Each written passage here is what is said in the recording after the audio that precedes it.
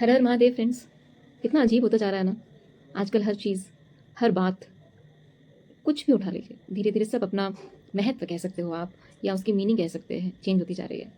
चाहे वो आप रिश्ते की बात कर लो, चाहे वो आप प्रेम की बात कर लो, चाहे आप वो ज्ञान की बात कर लो, चाहे द कॉन्सेप्ट ऑफ घर की बात कर लो।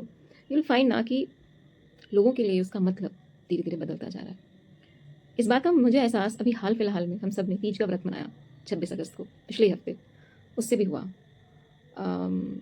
सॉरी, मुझे लगता है काफ़ी लोग ऑफेंड हो जाएंगे इसको कि शायद मैं ओल्ड स्कूल थॉट में बिलीव करती हूँ या आउटडेटेड हूँ।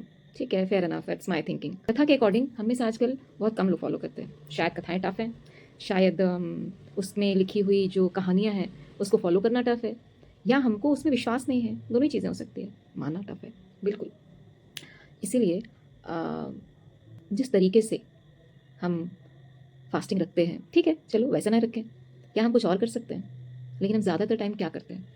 ज़्यादातर टाइम हम या तो फास्टिंग में है बट गॉसिप में बिजी रहेंगे, फास्टिंग में है बट शॉपिंग में बिजी रहेंगे, गॉसिप शॉपिंग, है ना? और या फिर कुछ नहीं तो हर किसी के हाथ में छोटू सा फ़ोन है, स्क्रॉल करते रहेंगे। तो 3 चीज़ें हो गई, शॉपिंग, गॉसिप, स्क्रॉलिंग, 3 चीज़ें। हम ये करते रहते हैं। कितनी बार ठाकुर जी का ध्यान देते हैं? कितनी बार दिन भर उनको जपते हैं? तो सोच के बताइए। बिना कंसंट्रेट किए ठाकुर जी पे, प्रार्थना किए कंटिन्यूअस, है ना, बिना फोकस किए आप सिर्फ दिया बत्ती कर दोगे, प्रसाद चढ़ा दोगे, श्रृंगार का सामान चढ़ा दोगे तो हो जाएगा? Is it sufficient? Really think on please. अच्छा, एक चीज़ इसी में एक और कॉन्सेप्ट आ जाता है कि मेरा तो पीरियड्स है, मैं सिर्फ फास्टिंग रख सकती, पूजा नहीं कर सकती। आप अनुष्ठान नहीं कर सकते।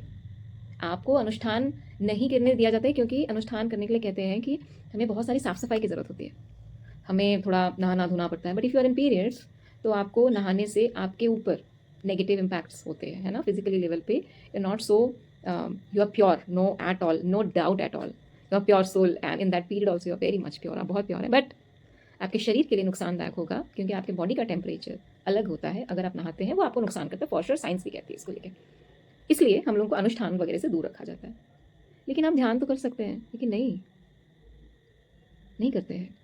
शायद वो भी टफ है, क्यों? इसलिए बहरहाल आज की जो बात मैंने शुरू करी वो शुरू करी कि दो दो यही सब थे कि लोगों के लिए मतलब चेंज होता जा रहा है, और साथ ही साथ फीमेल्स हम बहुत हद तक अपने आप को बहुत लिमिटेड रखने लगे हैं, बहुत हद तक। और ये बात फीमेल्स वाली मैं यूजुअली मेल फीमेल नहीं करती हूँ, बिकॉज आई रियली बिलीव कि हर रिश्ता, हर घर दोनों लोगों के होने से चलता है, दोनों लोगों के एक दूसरे के सपोर्ट से चलता है। दोनों के अपने अपने रोल्स हैं, कोई ऊंचा या कोई नीचा नहीं है। लेकिन ऊंचा भी मतलब, लाइक अगर मेल फीमेल की बात करें तो males are masculine energy, females are feminine energy. तो both should be at higher level, है ना, in their own space, in their own space. लेकिन हम लिमिटेड हो गए हैं। कैसे लिमिटेड हो गए बताओ? Any idea? खैर, ज़्यादा ध्यान हमारा किस पे रहता है? हमने लास्ट किताब कौन सी पढ़ी थी, याद है? नहीं। लास्ट सीरियल कौन सा देखा था, याद है? फॉर श्योर याद है। ओके, तो लास्ट टाइम हाल फिलहाल में कोई नॉलेज अपडेट या कोई स्क्रिप्चर पढ़ा हो? नहीं। ओके, हाल फिलहाल में कोई मूवी में क्या इंसिडेंस हुआ था, याद है? हाँ, हाल फिलहाल में। अच्छा, okay, again please don't take me wrong, I am not against your getting ready, बिल्कुल भी नहीं। लेकिन आई एम अगेंस्ट कि you are limiting yourself in only getting ready.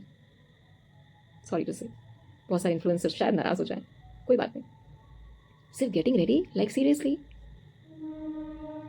छोटी छोटी बच्चियाँ, उनको सिर्फ यही समझ में आ रहा है कि लिपस्टिक कैसे लगानी है, काजल कैसे लगाना है, हेयर स्टाइल कैसे करनी है। आई विजिट, मतलब विजिट तो क्या ही बोलूँ, I witness most of the time कि बच्चियों को इसके लिए टाइम नहीं है कि कुछ एकेडमिकली स्ट्रॉन्ग कर लें या सोसाइटी के बेनिफिट के लिए कुछ कर लें, कुछ कॉन्ट्रीब्यूट कर दें।